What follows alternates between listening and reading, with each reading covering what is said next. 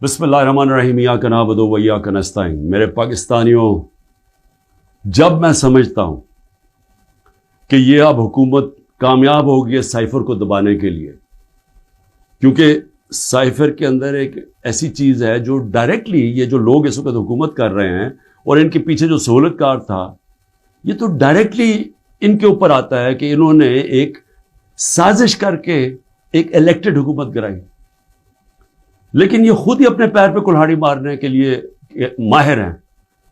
اتنا ان کو خوف ہے کہ عمران خان کسی طرح الیکشن سے باہر کیا جائے، کیونکہ وہ ڈر لگا ہوا ہے کہ الیکشن میں آ گیا تو ہار جائیں گے۔ تو ان کی پوری کوشش ہوتی ہے کہ ہر کوئی موقع نہ جائے کہ کسی طرح اس کو ڈسکوالیفائی کریے، جیل میں ڈالے۔ یہ کوئی 14 مہینے سے یہ لگے ہوئے ہیں۔ پہلے اس سے میں صرف اعظم خان کے اوپر بات کرنا چاہتا ہوں۔ جس اعظم خان کو میں جانتا ہوں وہ ایماندار آدمی ہے، قابل آدمی ہے، اور جس طرح کی باتیں میں نے پڑھی ہیں سائفر میں وہ کہہ نہیں سکتا۔ جب تک میں اعظم خان کے منہ سے نہیں سنوں گا میں مانوں گا نہیں، کیونکہ اس میں یہ کئی باتیں حقیقت کے ساتھ نہیں ہیں۔ یا تو زبردستی سے اسے کروایا گیا ہے، کیونکہ زبردستی تو اس وقت ساری 2 پارٹیز بنا دی ہیں۔ زبردستی میں لوگوں کے اوپر بندوق رکھ کے کہ جی آپ اس پارٹی میں جائیں، اور بندوق کر کے دوسری پارٹی میں جائیں، ان کے ہی بیچاروں کا بیڑا غرق کر کے رکھ دیا اس میں۔ اور پھر جو ہمارے لوگوں کو جو زور ڈالا ہوا ہے پارٹی چھوڑو، بیچارے جیلوں میں ہمارے لوگ پڑے ہیں، عورتیں پڑی ہوئی ہیں، ان کو بس صرف کہیں کہ جی آپ عمران خان کے خلاف وعدہ معاف کو گواہ بن جائیں۔ یہ وہ بنتے ہیں تو آپ چھوٹ جائیں گے، اور یا پھر کہ جناب آپ کھڑے ہو کے جا کے وہ ٹی وی پہ کہیں میں پارٹی چھوڑ رہا ہوں۔ یہ اس طرح کی اس وقت جو ہم تماشا دیکھ رہے ہیں وہ اس طرح کا چل رہا ہے۔ تو میں نہیں مانتا کہ اعظم خان نے کئی باتیں اس میں سے کہی ہیں، اور کئی سچ بھی ہیں، لیکن سائفر تھا کیا؟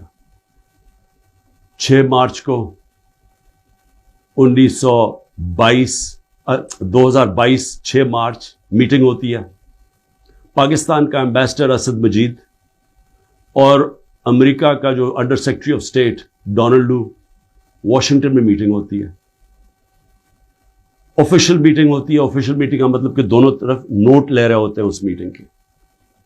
اس میٹنگ کے بعد ایک سائفر کا مطلب ہوتا ہے ایک خفیہ ایک کوڈ کے اندر میسج بھیجی جاتی ہے، جو کہ ساری دنیا میں آپ کے جو ہمارے جو ایمبیسڈرز ہوتے ہیں وہ ساری دنیا میں ہر ملک کے ایمبیسڈر اپنے فارن آفس کو خفیہ میسیجز بھیجتے ہیں، جس کو سائفر کہتے ہیں۔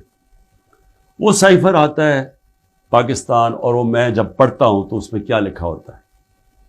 سائفر میں 2 مین چیزیں ہیں، باقی تو اور بھی چھوٹی موٹی چیزیں ہیں۔ سب سے بڑی چیز لکھی ہوتی ہے کہ جی عمران خان کو آپ نے عدم اعتماد کی ووٹ میں پاکستان کے پرائم منسٹرشپ سے ہٹانا ہے۔ اور ایک اور چیز لکھی ہوتی ہے کہ عمران خان نے اکیلا فیصلہ کیا کہ روس جانے کا۔ آپ کو پتہ ہے روس، اور تب تک جنگ شروع ہو چکی تھی روس کی یوکرین میں، تو عمران نے اکیلے نے فیصلہ کیا، جبکہ اسد مجید ہمارے ایمبیسڈر کہہ رہے ہیں کہ نہیں، عمران خان نے اکیلا فیصلہ نہیں کیا، یہ سب سٹیک ہولڈرز نے مل کے فیصلہ کیا تھا۔ لیکن جس طرح وہ بات کرتا ہے، اسد مجید، سلام کرتا ہوں میں اپنے ایمبیسڈر کو، وہ کہتا ہے اس کے بعد جو مجھے میسج کہ ان کے خلاف آپ کو پروٹیسٹ کرنا چاہیے، ڈیمارش کرنا چاہیے کہ اس نے بڑی غلط زبان استعمال کی ہے۔ غیرت مند ڈپلومیٹ ہمارا، لیکن وہ غیرت یہاں نہیں جاگتی جب وہ یہاں پہنچتا ہے۔ سائفر جاتا ہے آرمی چیف کے پاس بھی، فورن آفس میں بھی، میرے پاس بھی آتا ہے۔ میں جب وہ دیکھتا ہوں میں حیران ہو جاتا ہوں کہ اس کی جرت کیسے پڑی ہے لکھنے کی، یہ کیسے کہہ سکتا ہے۔ اور پھر جب میں یہ دیکھتا ہوں کہ یہ کہہ رہا ہے ایک ایمبیسڈر کو کہ اپنے پرائم منسٹر کو آپ نے ہٹانا ہے، تو پھر میں دیکھتا ہوں کہ یہ میرے لیے تو نہیں ہے، ایمبیسڈر تو مجھے جواب دے ہے، تو مجھے کون ہٹا سکتا ہے؟ پاکستان میں مجھے کون ہٹا سکتا تھا؟ ایک ہی آدمی، جنرل باجوہ۔ سائفر تو جنرل باجوہ کے لیے اس نے بھیجا ہے۔ تو مجھے وہاں سے پہلے سے ہوتا ہے کہ اب تک ہمیں لوگ کہہ رہے ہیں، مجھے خبریں آتی رہتی تھیں کہ جناب فیصلہ ہو گیا آپ کی گورنمنٹ ہٹانے کو۔ مجھے رپورٹ آ رہی رہتی ہے, آئی بی والے مجھے آ کے بتاتے تھے کہ جی دیکھیں شہباز شریف کی خفیہ میٹنگز ہو رہی ہیں, بیچ میں ان کے لوگ پڑے ہوئے ہیں, جنرل باجوہ کی کوئی فادر ان لا ان کے گھر میٹنگز ہو رہی ہیں. یہ ساری مجھے خبریں آ رہی تھیں. لندن کسی کو بھجوایا جا رہا ہے. تو میں مانتا نہیں تھا. میں جنرل باجوہ کو جب ملتا تو وہ کہتے تھے ہو ہی نہیں سکتا, ہم تو کنٹینیوٹی چاہتے ہیں. اور میں بھی اپنے آپ کو ہوتا ہوں کہ میں مان جاتا تھا. لیکن جب یہ سائفر آیا تو تب مجھے ہوا کہ یہ تو اس کے بغیر ہو ہی نہیں سکتا. پھر سے کہ کون پرائم منسٹر کو ہٹا سکتا ہے سوائے ایک آدمی کے جس کے پاس پاور ہے پاکستان میں, تو پاور ادھر ہی ہے, سپر کنگ ہے, سب پوچھنے والا کوئی نہیں ہے لیکن پاور ہی پاور ہے. اس کے بعد اگلے دن عدم اعتماد اسمبلی میں ٹیبل ہو جاتی ہے اور ایک دم ہمارے لوگ ہلنا شروع ہو جاتے ہیں. اور پھر ہمارے اتحادی وہ بھی ایک دم ہمارے سے خوش نہیں ہوتے. لیکن یہ یاد رکھیں کہ یہ ٹائم کون سا تھا. یہ وہ ٹائم تھا جب پاکستان کی اکانومی 17 سال میں سب سے بہتر امپروو کر رہی تھی. اکنامک سروے اٹھا کے دیکھ لیں آپ, سارے اکنامک انڈیکیٹرز دیکھ لیں, ہم بڑے مشکل وقت سے نکلے تھے. بینکرپٹ اکانومی ملی, 2 سال کرونا آ گیا. دنیا نے تعریف کی کہ پاکستان وہ ملک ہے جو ٹاپ 3 ملک ہے جنہوں نے سب سے بہتر کرونا, اتنی بڑی وبا, اتنے بڑے کرائسس سے ڈیل کیا. جبکہ ہندوستان میں تباہی آئی, ایران میں تباہی آئی, ساتھ والے ملک, پاکستان کی تعریف دنیا کرتی تھی. وہ ایک امریکہ کے اندر جو فائنینشیل ایڈوائزر تھا ٹرمپ کا, میرا وہ کہتا ہے کہ اگر پاکستان کا جس طرح کرونا پہ پاکستان نے ڈیل کیا, اگر امریکہ کرتا تو 10 کھرب ڈالر کا امریکہ کو بچتا تھا.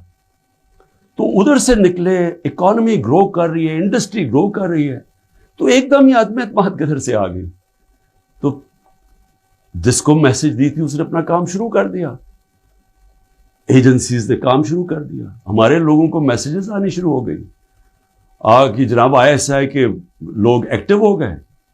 مجھے جب آیا, میں جنرل باجوہ کے پاس گیا, میں نے کہا آپ کا لاہور والا جو آدمی ہے وہ ہمارے MNS کو کہہ رہا ہے کہ ہم نے ہاتھ اٹھا لیا ہے, اب آنے والی گورنمنٹ دوسری ہے, یہ شہباز شریف کی. میں جنرل باجوہ کو اچھا اس نے کہا ہے, میں ابھی اسے فارغ کرتا ہوں. تو یہ ڈرامے ہمارے سے ہوتے رہے, پیچھے سے پورا پلان بنا ہوا تھا. اچھا میں نے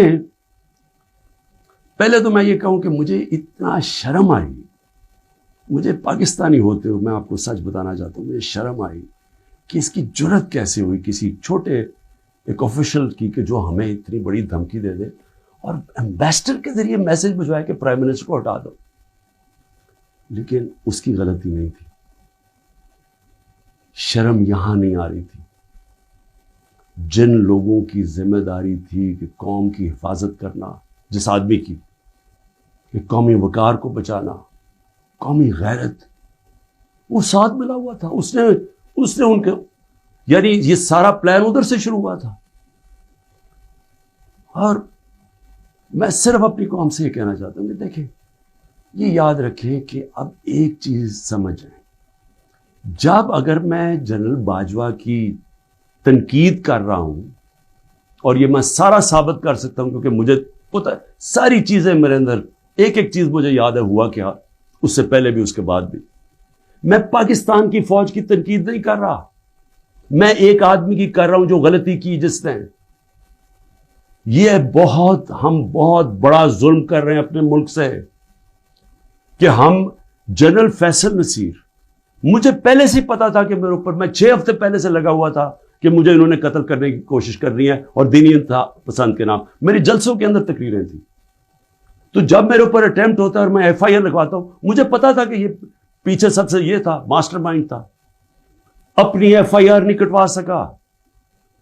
جب JIT کے اندر یہ ثابت ہو گیا کہ ایک نے 3 شوٹر تھے, تو جو سارا حکومت کا جو انہوں نے کوشش کر رہے تھے کہنے کی جی دینی انتہا پسند ہے, وہ جب سارا وہ ان کا نیریٹو ہی ختم ہو جاتا ہے, تو انہوں نے JIT کو سیبوٹاج کیا. اور پھر میرے اوپر غداری کا پرچہ کر دیا ہے کہ جنرل فیصل نصیر کو میں نے ڈرٹی ہیری کیوں کہا, سائیکوپیتھ کیوں کہا, میرے اوپر غداری کا پرچہ لگ جاتا. میں پھر سے کہتا ہوں کہ اگر ہم نے یہ کرنا ہے اپنے ملک کے ساتھ کہ کسی ادارے کو اگر میں کسی جج کی بات کروں گا تو میں ساری جوڈیشری کے خلاف ہو گیا، اس کا مطلب کیا؟ میں پولیس کے خلاف کروں گا تو ساری پولیس کو میں نے برا بھلا کہہ دیا. یہ تو ہم اپنے ملک کو تباہ کر رہے ہیں. یہ پلیز میری قوم، آپ یہ سمجھ جائیں ایک بات، اگر معاشرے سے آپ تنقید ختم کرتے ہیں، آپ معاشرے کی قبر کھود دیتے ہیں. کیونکہ اصلاحات ہوتی کیسے ہے؟ انکوائری کیوں ہوتی ہے؟ حمود الرحمان انکوائری، جب ہمارا ملک ٹوٹا، ایسٹ پاکستان ٹوٹا، تو جب وہ انکوائری ہوئی، اگر اس کے اوپر عمل ہوتا کہ یہ ہم نے غلطیاں کی ہیں، اپنی اصلاحات کرتے، تو اس کے بعد پاکستان بڑی غلطیوں سے بچ جاتا. لیکن جرات ہی نہیں تھی فیس کرنے کی تنقید. ہم نے وہ اتنا بڑا ظلم کیا کہ 25 سال کے بعد وہ کدھر نکلی؟ حمود الرحمان ہندوستان کے اندر. اب جب یہ ہوا، میں کہتا گیا، میں نے ساروں کو کہا کہ اتنا بڑا ظلم ہو رہا ہے تو اس کے اوپر انکوائری ہو. میں نے چیف جسٹس صاحب کو میں نے وہ سائفر بھیجا کہ جی اس کے اوپر انکوائری کروائیں. نیشنل سیکیورٹی کاؤنسل کے سامنے رکھا. نیشنل سیکیورٹی کاؤنسل کے سامنے 30 مارچ کو میں نے رکھا کہ جی یہ ہے، سارے آرمی چیفز بیٹھے ہوئے تھے، سروس چیفز بیٹھے ہوئے تھے، سب کے سامنے رکھا کہ یہ اس نے لکھا ہے اور آپ کا ایمبیسڈر کہہ رہا ہے کہ ان کو پروٹیسٹ کرو کہ یہ کسی کی جرات نہیں ہونی چاہیے اس طرح کا، کسی بھی ایک ملک کو، آزاد ملک کو اس طرح کا زبان استعمال کرنی.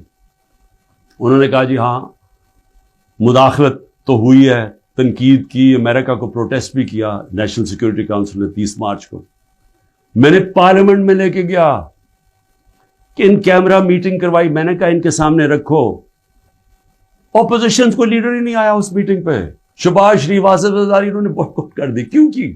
کیونکہ ملے ہوئے تھے ساتھ، یہ اس کا حصہ تھے، یہ سازش کا حصہ تھے. کیونکہ کیا یہ پاکستان کے پرائم منسٹر کے خلاف ایک آدمی کہہ رہا ہے کہ اس کو ہٹاؤ، تو کیا یہ عمران خان چھوڑیں کسی بھی ملک کو اجازت دیتا ہے ایسے؟ کیا ایران کے اندر کسی کی جرت ہے کہ ان کے ایمبیسڈر کو کہے کہ جا کے اپنے پریزیڈنٹ کو ہٹا دے؟ یا ہندوستان میں کسی کی جرت ہے کہ کہے کہ یہ ایمبیسڈر کہے کہ جی نریندر مودی کو ہٹا دے؟ قومی غیرت ہوتی ہے، قومیں غیرت کے اوپر کھڑی ہوتی ہیں، قوم غیرت سٹینڈ لیتی ہیں، مشکل وقت گزارتی ہیں اور مضبوط ہو جاتی ہیں. دنیا ان کی عزت کرتا ہے، دنیا اس قوم کی عزت کرتا ہے جو اپنی عزت کرتی ہے. جب ایک عام آفیشل اس طرح کا سٹیٹمنٹ دے اور میں اس کے اوپر کچھ ہو ہی نہ، یعنی نیشنل سیکیورٹی کاؤنسل میں حیران ہو گیا کہ صرف جی ہم ڈیمارش کرتے ہیں. آپ انکوائری کرنی چاہیے تھی، پوچھنا چاہیے تھا، لکھنا چاہیے تھا کہ اس نے کیوں یہ کہا. اور انکوائری جب ہونی تھی تو ایک آدمی نے سامنے آ جانا تھا، جنرل باجوہ نے. مسلسل یہ جناب ان کی میٹنگز ہوتی تھیں، ان کی وہ چارج افیئر سے ملتے تھے. کیا ISI کو نہیں پتا تھا کہ پچھلے 3 مہینے کے اندر ہمارے پارلیمنٹیرینز، ہمارے PTI کے بیک بینچرز اور یہ اپوزیشن لیڈر سے بار بار امریکن ایمبیسی میں جا رہے تھے. ارشد شریف نے پورا پروگرام کیا، بتایا کہ کون سے دن کون سے لوگ گئے. راجہ ریاض کا بتایا گیا. کیا راجہ ریاض وہاں فورن پالیسی ڈسکس کرنے گیا تھا؟ جو سب سے پہلے بھاگے وہ امریکن ایمبیسی جا رہے تھے. کیا ان کو نہیں پتا تھا؟ اس کے حصہ تھے. سازش ہو رہی تھی کسی طرح عمران خان کو راستے سے ہٹایا جائے، تب پلان بنا. اور مجھے اتنے افسوس سے کہنا پڑتا ہے کہ کسی کو جو بھی لوگ یہ دیکھ رہے تھے کہ یہاں، میں سوچا کہ کیا ان کو کوئی ان کو نہیں ہے کہ پاکستان ایک بڑی خواب کا نام تھا. پاکستان کا مطلب کیا؟ لا الہ الا اللہ. میرے اپنے کوئی لوگ کہہ رہے ہیں عمران صاحب یہ آپ سائفر نہ اٹھائیں پبلک میں، امریکی ناراض ہو جائیں گے. میں پبلک میں جا کے میں کیوں پبلک کو بتایا؟ میں اپنی قوم کو بتانا چاہتا تھا، کیونکہ قوم غیرت مند ہے، قوم کھڑی ہو گئی ساتھ. یہ سیاسی طور پہ نہیں میں کر رہا، میں ایک وہ پاکستانی ہوں جو اس ملک کے جو خواب تھا میں اس میں بلیو کرتا ہوں کہ لا الہ الا اللہ، کوئی نہیں ہے خدا سوائے اللہ کے، میں کوئی کسی کی غلامی نہیں کرنے کے لیے تیار۔ اور میں آپ کو یہ امریکہ کا بھی بتا دوں، دیکھیں امریکہ کی ایک بات سمجھ ہے، امریکہ جو ہے وہ اپنے مفاد کے لیے فیصلے کرتا ہے، وہ دوستیاں نہیں نبھاتا، امریکہ اپنے انٹرسٹ کو پروٹیکٹ کرتا ہے۔ ہمارا کام ہے ہم اپنے انٹرسٹ پروٹیکٹ کریں۔ جب وار آن ٹیرر میں نے مخالفت کی کہ ہمیں امریکہ کی جنگ میں نہیں شامل ہونا چاہیے، اٹھا لے میری سٹیٹمنٹس، میں ہر بار کہتا رہا کہ یہ ہماری جنگ نہیں ہے۔ میں کیوں کہہ رہا تھا؟ میں اپنے لوگوں کے لیے کہہ رہا تھا۔ مجھے امریکہ نے باہر اینٹی امریکن کہنا شروع کر دیا، پاکستان میں مجھے انہوں نے طالبان خان کہنا شروع کر دیا کہ جی دیکھیں ہماری اپنی گورنمنٹ مجھے، یعنی ہمارا جو اس وقت جنرل مشرف نے کہا جی یہ تو داڑھی کے بغیر دہشت گرد ہے۔ میرا کیا مقصد تھا کہ آپ نے 80 کی دہائی میں لوگوں کو کہا کہ جب بھی فورن آکوپیشن ہو، یعنی کہ کوئی دوسرا افغانستان کے اوپر باہر سے روس نے قبضہ کیا ہوا ہے تو وہ جہاد ہے، اور جب امریکہ قبضہ کرتا ہے آپ کہتے ہیں اب دہشت گردی ہے۔ میں ان کو سمجھا رہا تھا کہ اس کا فال آؤٹ آئے گا پاکستان کے اوپر، 80,000 پاکستانی مار گئے، پتہ نہیں کتنے 100 ارب ڈالر سے زیادہ ملک کو نقصان ہوا، لیکن اس سے زیادہ جو دنیا میں ہم بدنام ہوئے، ساری دنیا میں ہمارا مذاق، ہمیں کہا گیا جی سب سے خطرناک ملک ہے پاکستانی دہشت گرد۔ پاکستانیوں سے جو دنیا میں ہوا، ہرا پاسپورٹ دے کے لیدر لائن میں کھڑا کر دیتے تھے، کتنے پاکستانیوں کو باہر سے ڈپورٹ کر دیتے تھے۔ پوچھیں بیرون ملک پاکستانیوں سے ان کے اوپر کیا گزری ہے۔ اور مجھے جی عمران خان طالبان خان ہے جی، یہ جی دہشت گردی کے ساتھ ہے۔ اور یہ بھی میں اب آپ کو بتاؤں کہ یہ جو تھا یہ میرے خلاف کیس بلڈ اپ ہوا۔ جنرل باجوہ نے کیوں کہا کہ جی یہ ہم جب روس سے واپس آئے، اچھا اب روس کیا ہے ذرا سننے والے، اس میں سائفر پہ کیا لکھا کہ عمران خان خود روس کیا ہے۔ کہ میں عمران خان نے خود روس کیوں جانا تھا؟ فورن آفس نے مجھے کہا، بیٹھ کے مشاورت ہوئی، ہم نے سارے پاکستان کے ایکس فورن سیکرٹریز کو بلایا، سب نے کہا کہ آپ کا رشیا جانا بہت ضروری ہے، ہمیں اپنے تعلقات ٹھیک کرنے چاہیے۔ پھر ہمیں 20 لاکھ ٹن گندم چاہیے تھی ان سے، وہ ہم بات کرنا چاہتے تھے، کنسیشن میں تھے۔ اس کے بعد جب ٹینشن ہوئی یوکرین سے تو تیل کی قیمتیں آسمانوں پہ چلی گئیں، کموڈیٹی سپر سائیکل آ گیا۔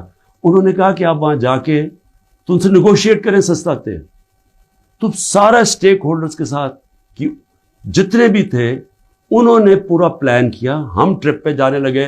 شام کو ٹینشن بڑھ گئی روس کی اور یوکرین کی۔ میں نے جانے سے پہلے جنرل باجوہ سے پوچھا کہ کیا مجھے جانا چاہیے یا نہیں۔ انہوں نے کہا ہم سب بیٹھے ہوئے ہیں، ہمارے خیال میں آپ کو جانا چاہیے۔ تو سب سے پوچھ کے میں روس گیا، میں اپنی ذات کے لیے تو نہیں گیا۔ تو واپس آیا تو جناب جنرل باجوہ نے اس کے 2 دن بعد کہ جی مذمت کرو کہ جو روس چلا گیا وہاں۔ فورن آفس بھی بیٹھا، ہمارے مین لیڈرز بیٹھے ہیں، ہم نے کہا کہ ہندوستان تو مذمت نہیں کر رہا، وہ تو ان کا اسٹریٹجک ایلائی ہے، وہ تو نہیں کر رہا، ہم کیوں کریں؟ اور ہم ان سے ڈیل کر کے آ گئے تھے سستا تیل پہ اور سستی گندم پہ۔ اس کے بعد جا کے ایک نیشنل سیکیورٹی کا سیمینار ہو رہا ہے، جنرل باجوہ بیٹھ کے کہتا ہے جی عمران خان ہم روس کی سخت مذمت کرتے ہیں، گورنمنٹ کی پالیسی کے خلاف جا کے سٹیٹمنٹ دے دیتا ہے۔ اس کے بعد حسین حقانی کی ٹویٹ آتی ہے، وہ کہتا ہے جنرل باجوہ پرو امریکہ ہے اور عمران خان اینٹی امریکہ ہے۔ بعد میں ہمیں پتہ چلتا ہے کہ ہم نے $30,000 دے کے حسین حقانی کو جنرل باجوہ نے ہائر کیا ہوا تھا ہماری گورنمنٹ کے دوران۔ وہ بعد میں جب ان کا فیرا، ان کا ایک ادارہ ہوتا ہے جو آپ کو رجسٹر کرنا پڑتا ہے لابیز کو، اس میں پتہ چلتا ہے بعد میں ہمیں۔ تو میرا اپنا ہی آرمی چیف میرے خلاف لابی کر رہا تھا، ان کو بتا رہا تھا میں کتنا برا ہوں۔ میں صرف آج یہ کہنا چاہتا ہوں کہ دیکھیں میرے پاکستانیوں، جو جدھر آج ہم کھڑے ہیں، ہمیں پہلے فیصلہ کرنا چاہیے کہ کیا ہم نے بیکاریوں کی طرح، ایک چونٹیوں کی طرح باقی زندگی گزارنی ہے پاکستانی ہوتے ہوئے؟ جس طرح ہم جا رہے ہیں تو کوئی مستقبل نہیں ہے۔ کیا ہم نے خوددار قوم کی طرح لا الہ الا اللہ جس کا نعرہ تھا، ایک خوددار قوم، لا الہ الا اللہ غیرت دیتی ہے انسان کو، ایک چھوٹے سے انسان کو بڑا انسان بنا دیتی ہے۔ ہم ایک دنیا کے عظیم لیڈر محمد مصطفیٰ صلی اللہ علیہ وسلم، جنہوں نے جب مسلمان کمزور بھی تھے تو انہوں نے 2 سپر پاورز کے سربراہ کو خط لکھا کہ میں اللہ کا پیغام لے کے آیا ہوں، اس پہ چلو گے تو تمہاری بہتری ہے۔ خوددار، اللہ سے صرف ڈرنے والے لوگ، ہمیں یہ کیا بنا دیا انہوں نے کہ جی اپنا ہی ملک کا آرمی چیف ان کو لکھ رہا ہے کہ جی دیکھیں عمران خان یہ اینٹی امریکن ہے۔ تو میں اپنی قوم سے آخر میں کہنا چاہتا ہوں کہ دیکھیں ہو کیا رہا ہے پاکستان میں، ایک ہی چیز ہو رہی ہے، سب کچھ، کوئی فکر نہیں ہے ملک کدھر جا رہا ہے، کوئی اس وقت فکر نہیں کہ ملک کے سارے ادارے تباہ ہو رہے ہیں، سارا صرف ایک 1 پوائنٹ ایجنڈا ہے کہ عمران خان کو کس طرح ڈسکوالیفائی کرنا اور جیل میں ڈالنا ہے، یہ ایجنڈا ہے۔ اس کے اندر یہ سائفر بھی آ گیا ہے۔ یہ نہیں ان کو پتا کہ سائفر میں ان کی تباہی ہے، کیونکہ یہ سب ملوث تھے اس میں، یہ شہباز شریف بھی تھا، زرداری بھی تھا، ساروں کو پتا تھا سائفر کا، سارے میٹنگز کر رہے تھے امریکنوں کے ساتھ۔ اور اس کے اندر جو جنرل باجوہ کا رول ہے وہ سب کے سامنے آئے گا کہ انہوں نے کیا رول تھا اس کا، اور کیسے ایک حکومت جو اتنے سالوں کے بعد صحیح پرفارم کر رہی تھی، جو اکانومی ہماری آگے جا رہی تھی، اس کو گرا کے ایک وہ چوروں کو اوپر لے کے آئے ہیں جو 30 سال ملک کو چوری کر رہے تھے، لوٹ رہے تھے، جو 30 سال ملک کو، جو خود جنرل باجوہ ہمیں بتاتے تھے، جو ملک کی اسٹیبلشمنٹ جن کی چوریوں کی بتاتی تھی، جو ایک دوسری کی چوریوں کا بتاتے تھے، جن کی انٹرنیشنل دنیا میں ان کی چوریوں کے اخباروں میں اور کتابوں میں جن کا نام آتا تھا، ان کو لا کے اوپر بٹھا دیا۔ انکوائری سب سے بڑی یہ ہونی چاہیے سائفر کے اوپر، جو ایف آئی اے نہیں کر سکتی۔ اگر صحیح انکوائری کروانی ہے تاکہ ہم آگے یہ غلطیاں نہ کریں، تو انکوائری یہ ہونی چاہیے کہ یہ سازش میں کون کون شریک تھا، کہ گورنمنٹ گرا کے ایک ملک کی اکانومی کی تباہ کیا، آج پاکستان کو گھٹنوں پہ رکھ دیا۔ آج اگر ہم ان کی مدد نہ کرتے اور آئی ایم ایف سے نہ کہتے کہ آپ کی سٹینڈ بائی ایگریمنٹ کے ہم ساتھ ہیں، تو پاکستان ڈیفالٹ کر گیا تھا۔ ڈیفالٹ کرنے کا مطلب کہ آج لوگوں کا معاشی قتل ہو جانا تھا، جو ہو چکا ہے، اس سے دگنی مہنگائی ہو جانی تھی، بے روزگاری یعنی سارا جو ہماری باہر سے فائنینسنگ ختم ہو جانی تھی، جو آگے آج ہی برے حالات ہیں، اس سے دگنے ہو جانے تھے۔ کون ذمہ دار ہے اس کا؟ انکوائری یہ ہونی چاہیے کہ کس نے کیا، کس پلیئر نے کیا کیا رول پلے کیا، یہ انکوائری ہونی چاہیے۔ اور اس کے اندر یہ ایف آئی اے جو کہ شہباز شریف نے اپنے اوپر نوکر بٹھا دیے ہیں، یہ انکوائری نہیں کر سکتے۔ اور میں جو آخر میں بتانا چاہتا ہوں کہ جو کوششیں ہو رہی ہیں، کوشش کیا ہو رہی ہے؟ ہر چیز کرتے ہیں وہ فیل ہو جاتی ہے، کیونکہ اللہ حق ہے۔ توشہ خانہ کے اندر کیا چیز ہے جی؟ عمران خان نے ان کو کہا کہ جو توشہ خانہ میں ابھی بھی لوگ بیٹھے ہوئے ہیں، جن کا کام ہے اسیس کرنا کہ ایک جب آپ کو تحفہ ملتا ہے اس کی کیا قیمت ہے، میں نے ان کو کہا کہ کم قیمت دکھاؤ، اور آپ وعدہ معاف گواہ ڈھونڈ رہے ہیں کہ کوئی جا کے بتائے کہ عمران خان نے ہمیں کہا تھا قیمت کم دکھائیں۔